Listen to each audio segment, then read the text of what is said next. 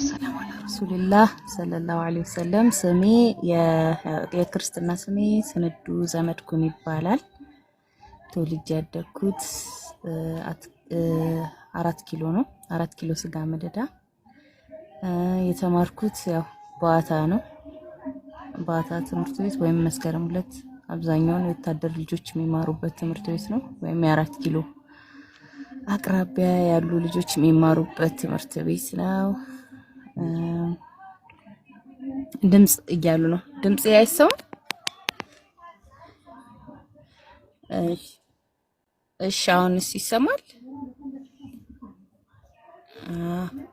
እንግዲህ ያው እንደ ማንኛውም የ4 ኪሎ ልጅ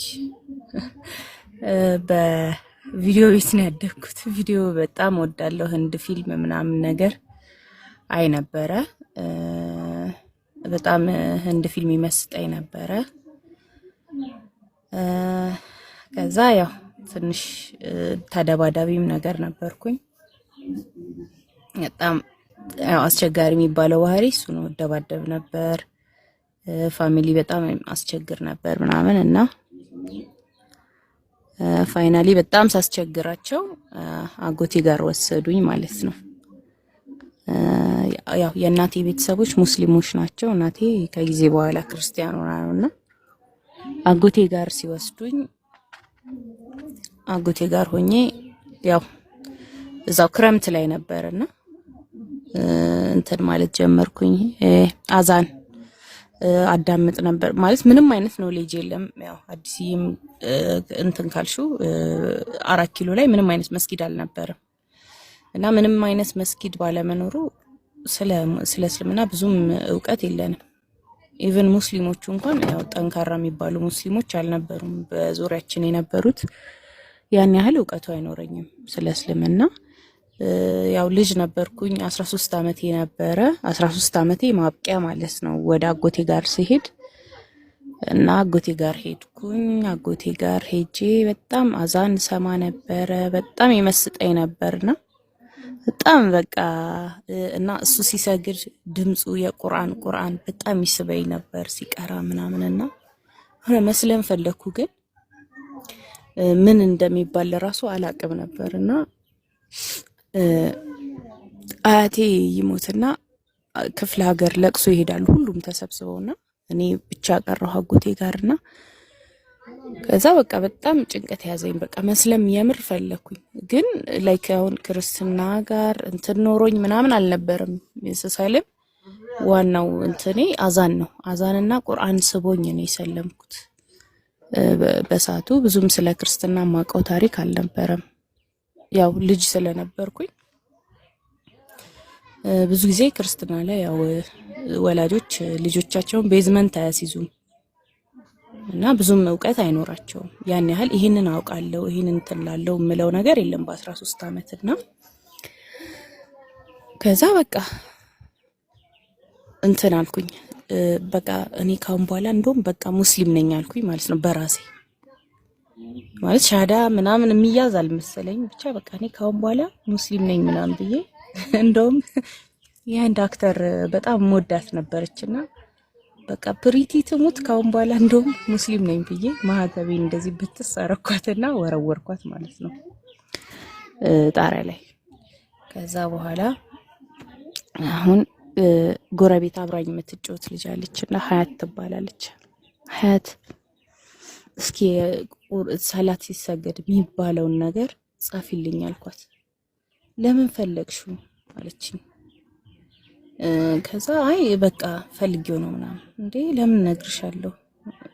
ኧረ በእናትሽ በቃ እሺ ለማንም እንዳትናገሪ ሰልም ያለው አልኳት ማለት ነው። እሺ ብላ ከዛ አጻፈችኝ ሩኩ ምን ያህል እንደሚደረግ ሱጁድ።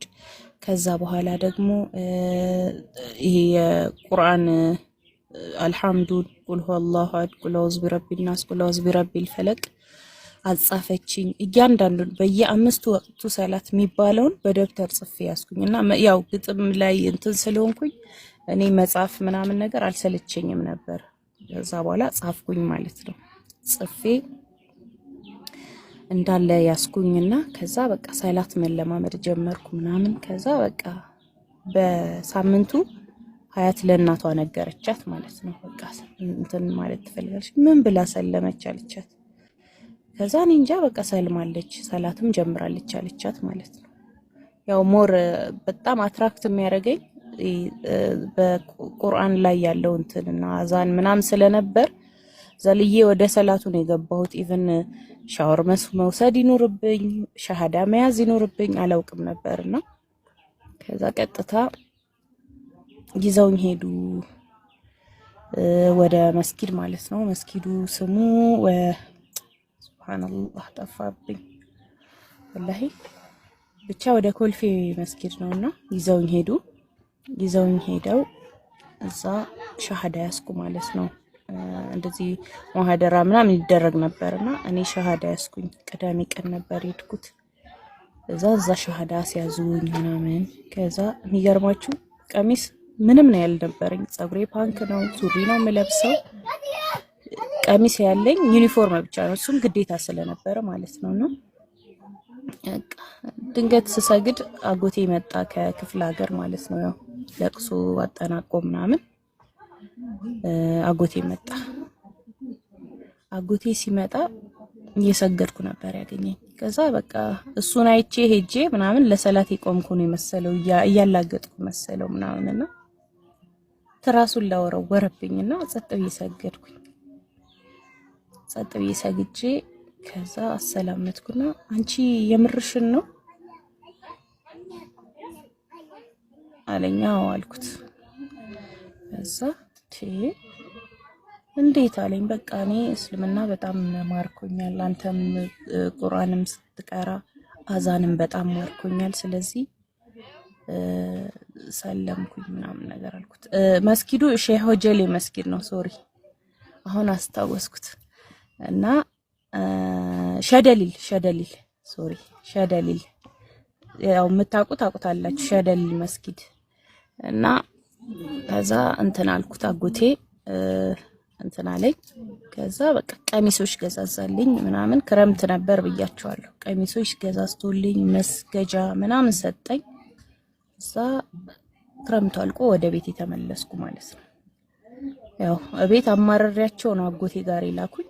ስመለስ ግን ሰልሜን የመጣሁት ይሄ ውርጭ ያጠቃው ምናምን ፊቴ ሁላ ተቀይሯል። የሚገርም ይሄ ኑር ነው በቃ የደፋብኝ ማለት ነው። ይሄ የዱርዬ ፊት ምናምን የለም በቃ ሂጃብ ለብሻለሁ ምናምን እና በሰዓቱ ምንም አላሉኝም። ለምን ለነሱ ይሻላቸዋል ከነበረኝ ኃይለኛነት ከነበረኝ ተደባዳቢነት ከነበረኝ መጥፎ ባህሪ ለነሱ ይሻላቸዋል እንደዚህ አደብ መግዛቴ ማለት ነው። ያው የማዘርም የፋሚሊዎቿ እምነት ስለነበር ብዙም እንትን አላሉኝም። ያው ዝም ብለው ያላግጡብኝ ምናምን ነበረ። ከዛ ያው እንደዛ እያለ 8ኛ ክፍል ገባው ማለት ነው። 8ኛ ክፍል ሙስሊም ሆኜ ነው የተማርኩት። ከዛ 8ኛ ክፍል ገባው እንትን አልኩኝ ምናምን ነገር ረመዳንም ምንም እንትን ማለት ጀመርኩኝ። ከዛ እያለ እህቴ በአመቱ ሻሃዳ ያዘች ማለት ነው። ከዛ እህቴ ሰልማ ከዛ በቃ ያ ሁለት ሆነን ከአንድ ሁለት ይሻላል፣ ደስ ይላል፣ ጥሩ ነው። አብረን እውቀትን መፈለግ ጀመርን። ከዛ በኋላ ነው ሞር መመራመር ማንበብ፣ ምክንያቱም ለሌላው ጥያቄ መመለስ፣ ለሌላው የሂዳያ ሰበብ መሆን፣ ለኛም ለራሳችን ለምንጠየቀው ጥያቄ መልስ ለመስጠት ኢስላምን በደንብ ማወቅ በደንብ ማንበብ ጀመረን ማለት ነው። ስንጀምር በቃ ባገኘነው አጋጣሚ ሁሉ ለሰዎች የሂዳያን ሰበብ እናደርስ ነበረ። እያልን ያው 9ኛ ክፍል ገባው። 9ኛ ክፍል ሃይ ስኩል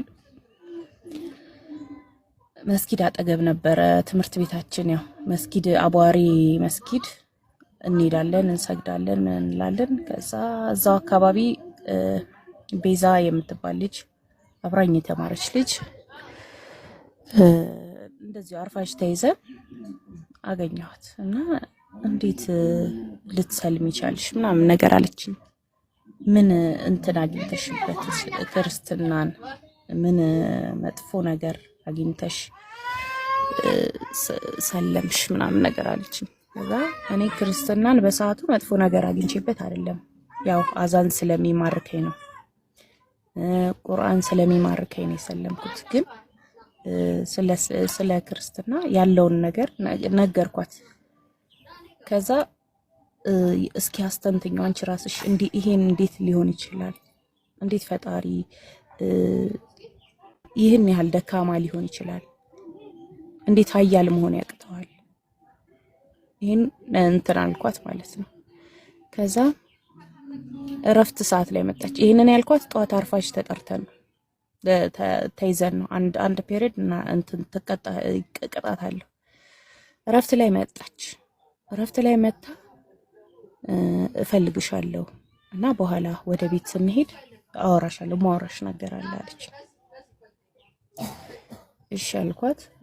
ለምንድን ነው የፈለገችኝ? በቃ በጣም ውስጤ እንትን ተጭሯልና ወደ ቤት ሰዓት ላይ ተገናኘ።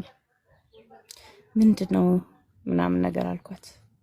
አይ መስለም እፈልጋለሁ አለች። የምርሽን ነው አልኳት። አዎ። ከዛ በቃ እሺ ብዬ እኔ ያው በሰዓቱ ብዙም እውቀት ስላልነበረኝ የሰው ልጅ ያው ሞት ሊቀድመው ይችላል። በቃ እሁድ ሄደን ሻሃዳ አስይዝሻለሁ አጎቴ ጋር ምናምን ነገር አልኳት። ሻሃዳ እኔ ማስያዝ እንደምችል አላወኩም ነበር በሰዓቱ። እሁድ መጣ። አጎቴ ጋር ይዣት ሄድኩኝ። አጎቴ ጋር ይዣት ሄጄ አጎቴ ሻሃዳ አስያዛት። ግን ለምንድን ነው እንትን ያላልሽው አለኝ። ሞት እንኳን ቢቀድም ለምንድን ነው ቀድመሽ ያለሰሻት ሲለኝ፣ አይ እኔ እንትን መቻልም እምችል አልመሰለኝም አልኩት ማለት ነው። ስሟ ቤዛ ይባል ነበር፣ ወደ አሚናት ተቀየረ። ስሟ አሚና ሆነ ማለት ነው። ከዛ ያው በእሷ ሰበብ ደግሞ ማን ሰለመ? እሷና እኔ በቃ መስጊድ እንሄዳለን፣ ቁርአን እንቀራለን። ትምህርት ቤቱ ላይ የሚገርማችሁ ለሰላት መውጣት አይፈቀድም ነበር፣ ዙሁር ላይ ማለት ነው። ዙሁር ሰላት እንዲፈቀድ ያደረግን በጣም ነው የሚገርም ለውጥ ነው ያመጣ ነው ማለት ነው። በሰዓቱ በጣም እንትን ነበረን፣ ይሄ ተነሳሽነት ነበረን እና እሷ ደግሞ የኔን የመጨረሻ እህቴን ሻሃዳ አስያዘች፣ አሰለመች ማለት ነው። የመጨረሻ እህቴ የሰንበት ተማሪ ነች፣ ስለ ክርስትና ታውቃለች። አሚና ራሷ የሰንበት ተማሪ ነበረች፣ ስለ ክርስትና በደንብ ታውቃለች። እና ስለሚተዋወቁ በደንብ ዳዕዋ አደረገችላት። ከዛ እህቴ ሰለመች ማለት ነው። የመጨረሻ እህቴ ስንት ሆነን? 3 ሆነን ማለት ነው ከአንድ ቤት ውስጥ።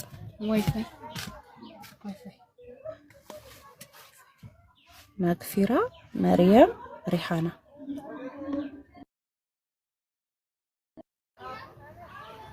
ሶሪ እና መግፊራ፣ መርየም፣ ሪሃና 3 ሆነን ማለት ነው። ከዛ 3 ሆነን ሪሃና ወደ አረብ ሀገር ሄደች። እኛ ቀጠልን ትግል። ያው ብዙ ነገር አስተናገድን። 3 ስንሆን 3 ልጅ ማለት ከባድ ነው። ከቤት መባረር አለ፣ ማድ ቤት ውስጥ ማደር አለ፣ መመታት አለ፣ ምን አለ።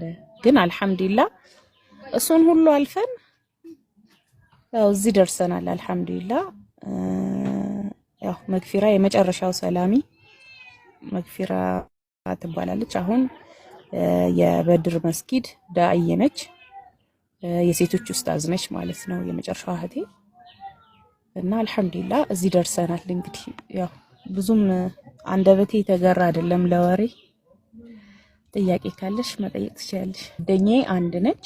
ከዛ በኋላም ሌሎች ወንዶችም አሉ ወደ ሂዳያ ሰበብ ይሆን ናቸው ማለት ነው።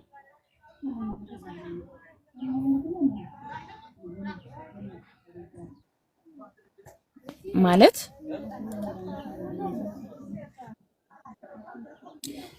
ይኸውልሽ የኔ ጥያቄ የነበረው ሞር እንትኖች ላይ ነበረ። ማለት ለፈጣሪ አሁን አማላጅ ተብለው እንትን የሚባልላቸው ታቦቶች አሉ አይደል? እና አንደኛ መብዛታቸው ያሳስበኝ ነበረ። ማለት ቀጥታ ፈጣሪ ጋር መሄድ አይቻልም ወይ? ለምንድን ነው ይሄ ሁሉ የበዛው ብዬ ይሄ ጥያቄ ነበረኝ። አንድ ሁለት ደግሞ ይሄ ነፍሳችን አሁን ለምሳሌ እንደው የሰራ ነው ሁላችንም አይቦች አሉን አይደለ? የሰራ ነው በጣም መጥፎ ስራ የሰራ ነው ሐራም ነገር ምናምን አለ አይደለ? እሱን እንዴት ነው ለሰው ልጅ ልትነግሪውና እሱ ሊፈርድልሽ የሚችለው?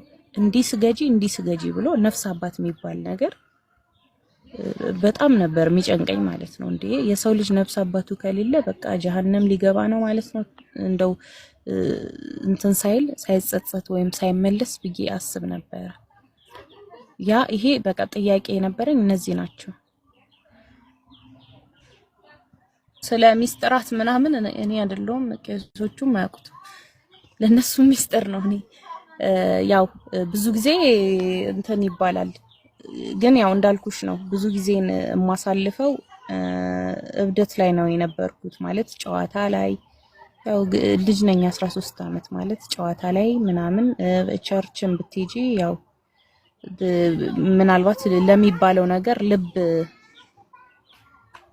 ልብ ሰተሽ ወይም ልብ ብለሽ እንትን ላትዩ ትችያለሽና ብዙም እንትን አልነበርኩኝም። አሁን ነው ያወቅኩት። አሁን ነው በደንብ ነገሮች እየገቡኝ መጽሐፎች እያነበብኩ ከዛ በኋላ ከሰለምኩም በኋላ ብዙም እንትን አልነበረኝም። ብዙም እንዳልኩሽ እውቀቱ አልነበረኝም እና ፋይናሊ ዶክተር ማን ነው ኡስታዝ አቡ ሃይደር ያው እኔ እንደሰለምኩ የተነገረው ሰሞን ብዙ መጽሐፎች ሰጥቶኝ ነበረ። ክርስቶስ ማን ነው የሚል ስለ ክርስትና ማለት ነው እና እነዛ 309 ወር 303 ጥያቄዎችን የያዘ እነሱን ሲያመጣልኝ እነሱን ማንበብ ስጀምር መመርመር ስጀምር ከዛ ሞር እየገባኝ መጣ እንጂ ከሰለምኩ በኋላ ነው ኦብቪየስሊ ስለ ክርስትና ያወቅኩት ማለት ነው። ከዛ በፊት ብዙ እውቀቱ አልነበረኝም እንዳልኩሽ ነው። ግን ያው አላህ ያሻውን ሰው መንገድን ያሳየዋል አይደለ? በብዙ ነገር ይስብሻል እስልምና። ኢቭን የእስልምና ማለት በረሱል በምርጥ ስነ ምግባራቸው ብዙ ሰዎች ወደ ኢስላም ገብተዋል አይደለ? በምርጥ ስነ ምግባር ራሱ የሰው ልጅ ይሳባል። በቁርአን ይሳባል፣ በሐዲስ ሊሳብ ይችላል፣ ወይም ደግሞ በአዛን ሊሳብ ይችላል። ሶ ብዙ መሳቢያ መንገዶች አሉት። ጥያቄም ኖሮት ደግሞ በዛ ጥያቄ እንትን ሊል ይችላል።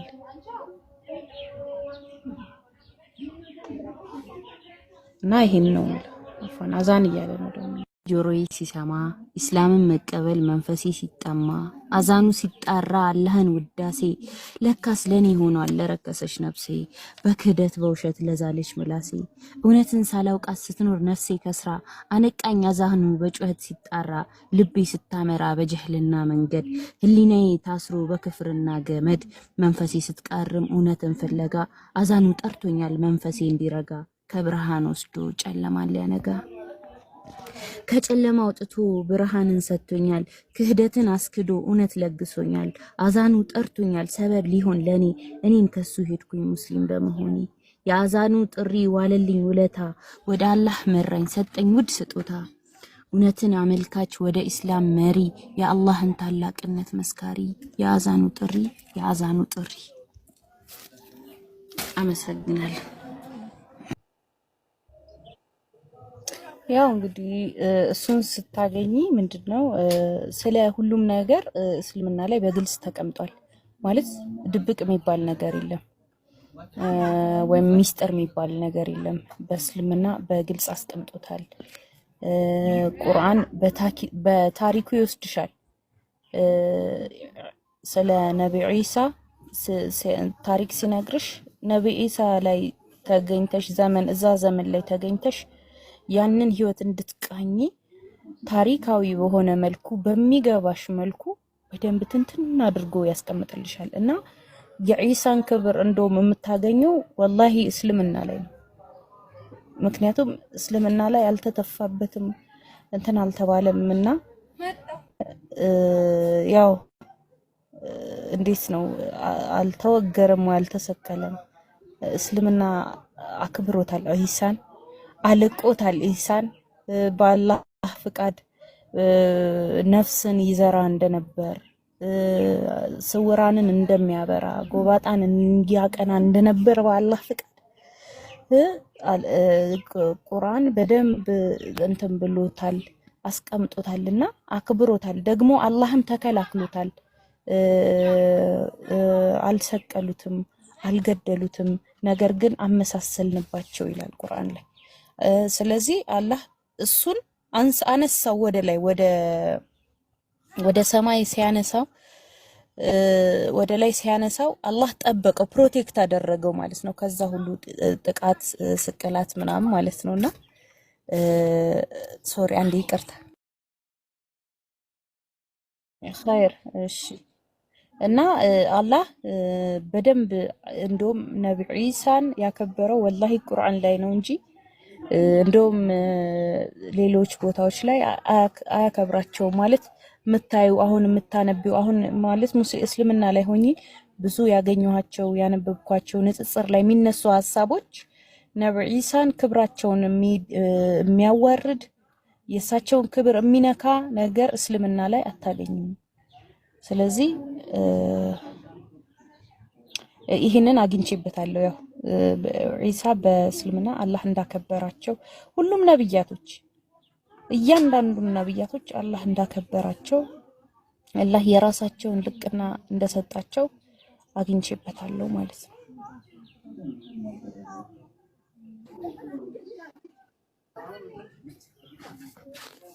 ያው እንግዲህ አላህ ረሱል እኛ የረሱል ሰለላሁ ዐለይሂ ወሰለም ኡመት እንደመሆናችን አላህ ለእሳቸውን እንድንወድ እንድናከብራቸው የሰጣቸውን ደረጃ ያው አላህ በቁርአኑ እንትን ብሎናል። ኢቭን ማለት ልክ ምንድነው ገና እንትን ስትወጂ አላህን ትወጃለሽ፣ ረሱልን ትወጃለሽ። እናት አባትሽ ራሱ ደረጃቸው ከአላህና ከረሱል ቀጥሎ ነው ደረጃቸው ማለት ነው።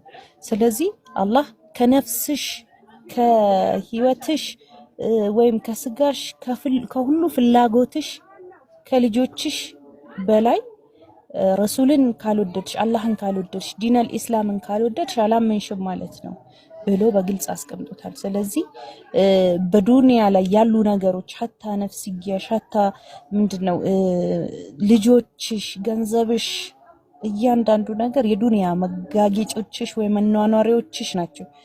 ግን ረሱል ሰለላሁ ዐለይሂ ወሰለም የአኺራ አመላካችሽ ናቸው። ነገ ለአኺራ ሸፋ የሚሆኑልሽ ናቸው። ሐታ የሞት ስካር ላይ ሆነው እንኳን እንደው ምን አለበት ከኡመቴ ተቀንሶ ለኔ እቺ የሞት ስካር ለኔ ብትጨምርልኝና ከዚህ በኋላ ኡመቴ እንትን ባይል ያሉ ነብይ ናቸው። በጣም አዛኝ ነብይ ናቸው። ለኛ ገና እኛን ሳያገኙን ማለት ነው ወንድሞቼ ናፈቁኝ ብለው ያለቀሱልን ነብይ ናቸውና ያንን ነገር ያው ስለሳቸው ስማል ስለሳቸው ሲራሳቅ እያንዳንዱን ነገር እያወቁ ስመጣ ለሳቸው ፊዳ ከአቢ ወኡሚ ያ ረሱላህ ስል ነፍሴንም ደግሞ ፊዳ ከስል ያንን ነገር ያው እረዳለሁ ማለት ነው። እና ደስ እያለኝ እንትን እላለሁ ማለት ነው።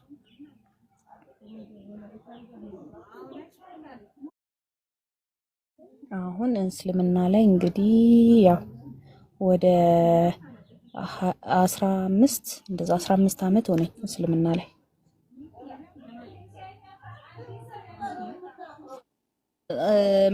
ምን መሰልሽ እኔ በጣም ለብዙ ሰዎች የምለው እስልምና ምን ይፈልጋል? ወላሂ አንዳንድ ሰው እስልምና ውስጥ ስለገባ ብቻ ሙስሊሞችን ላይክ እንዴት ነው በቃ መሬት ሁሉንም ነው የምትችለው። ሁላችን ክፉንም ደጉንም ሌባውንም ጨዋውንም ልክ ሁሉንም እኩል አድርጋ ትችላለች አይደል? መሬት አድርገን ሙስሊሞችን እንስላቸዋለንና ስንገባበት ደግሞ የምናገኘው እውነት ያ ላይሆን ይችላል። አይኖ በጣም ብዙ ጥሩ ሙስሊሞች አሉ፣ ግን እስልምና በሰዎች አይመዘንም። እኛ ነን በእስልምና የምንመዘነው። ሁሉ ጊዜ የምላት አባባል ነች። እኛ በእስልምና ሚዛን እንመዘናለን። እስልምና ግን በሰዎች ወይም በሙስሊሞች ሚዛን አይመዘንም።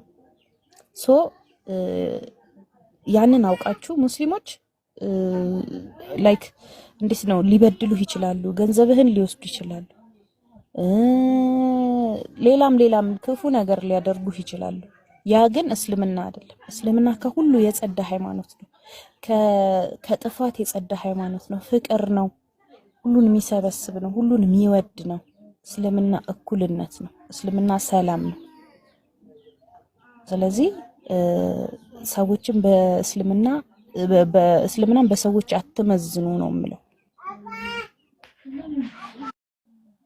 ያው እንግዲህ ቢስሚላህ ያው ስለ ትዳር ብዙም እንትን ባልል ደስ ይለኛል። ግን ያው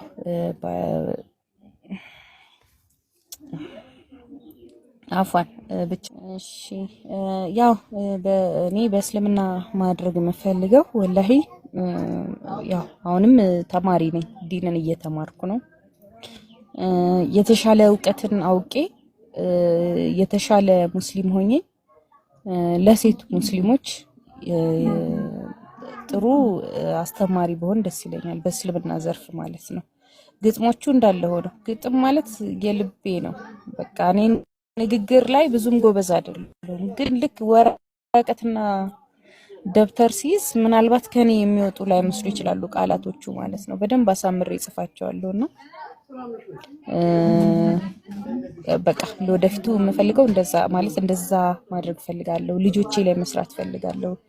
ኢንሻአላህ አላህ ቢልልኝና ቢያሳካልኝ ወይም ደግሞ አላህ ሳያደርገኝ እንድሞት የማልፈልገው ልጆቼን አላህ ሐፊዝ አድርጎልኝ የነሱን ሐፊዝነት ሳያሳይ አይግደልኝ። ወላሂ አላህ ቁርአንን በአንደበቶቻቸው አጣፍጠው የሚቀሩና የሚያቀለጣጥፉ ወይም ደግሞ ኡማውን የሚያሰግዱ በቁርአን የሚመሩ ምርጥ ልጆች አላህ እንዲያደርግልኝ ምኞቴ ነው። ልጆቼ ላይ በደንብ መስራት ፈልጋለሁ። ያ ነው ሐሳቤ። ካላ ሙስሊሞች የምለው ነገር አንብቡ ነው። አንብቡ፣ ቅሩ፣ እስላምን ተማሩ። እስላም በጣም እንጃ ውቅያኖስ ነው ለኔ። ልክ እንዴት ነው እውቀቱን ልክ አንድ ተማርኩት ስትሉ በመርፌ በውሃ መርፌ እንዴት ነው ውሃ ውስጥ ነክራችሁ ስታወጡ ያችን ቀዳዳ እውቀት ያህል በሷ ቀዳዳ እውቀት ያህል ውሃን ያህል ይዛችሁ እንደምትወጡ ልክ እስልምናም እንደዛ ነው። እያወቃችሁ ስትሄዱ ሞር እየተገራችሁና ለራሳችሁም ለሰዎችም አኗኗራችሁም ከሰዎች ጋርም ከእንስሳም ጋርም ከሌሎች አይመቹና ለሙስሊሞች የምለው አንብቡ፣ ቅሩ። ያንን ነው የምለው። ሌላው እኛ የምናመልከው ኃያሉን አላህን ነው፣ ብቸኛውን አላህ ነው፣ አሸናፊና ጥበበኛውን አላህ ነው። የምንከተለው ቁርአንን ነው፣ ምንም ግድፈት የሌለው ሐቅን ነው የምንከተለው። ምናልባት ለሌሎች ማስተላለፍ ካለብኝ እንደው ቁርአንን ሳታውቁ ቁርአንን ሳትረዱ እንደው ለአላህ ብላችሁ አትሙቱ። ቁርአን ትልቅ ነገር ነው፣ ሁሉን ነገር የያዘ ነው። ቁርአን ውስጥ የሌለ ነገር የለም። ባይኖር እንኳን ፈስአሉ አህለ ዚክሪ ኢን ኩንቱም ላ ተዕለሙን ብሏል ቁርአን ላይ። ማታውቁ ከሆናችሁ ከእውቀት ባለቤቶች ጠይቁ ይላል። ስለዚህ በደንብ አንብቡ እላለሁ። አመሰግናለሁ።